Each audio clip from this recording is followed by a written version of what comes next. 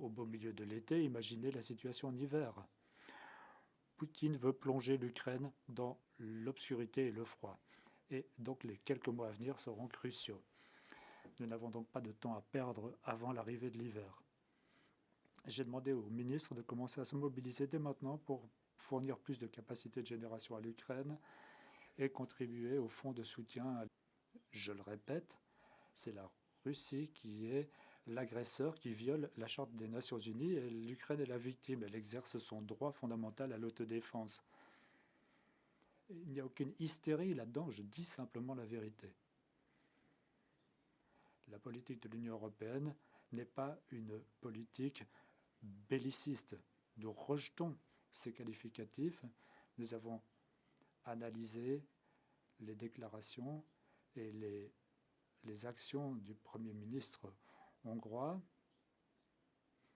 Et à une seule exception, je peux dire que tous les États membres, donc sauf un, se sont montrés très critiques à l'égard de ce comportement. C'est Poutine qui veut la guerre. Le seul qui est pour la guerre, c'est Poutine.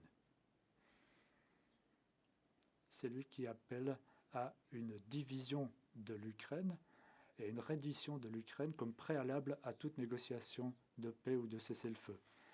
Et il le rappelle quotidiennement sous la forme de milliers de missiles, de drones, de bombes télécommandées et d'offensives militaires.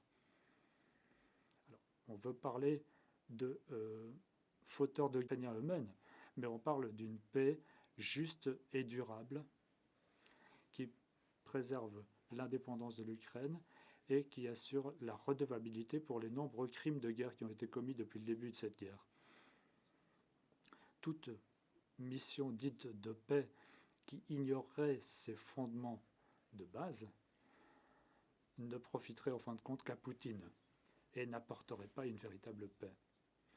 À une seule exception près, je crois que tous les États membres sont convenus de la nécessité de rechercher la paix, mais sur cette base. 25 États membres ont critiqué les actions de la Hongrie, notamment au vu des responsabilités qui incombent à ce pays en tant que présidence tournante. Les États membres ont insisté également sur la nécessité de rester unis.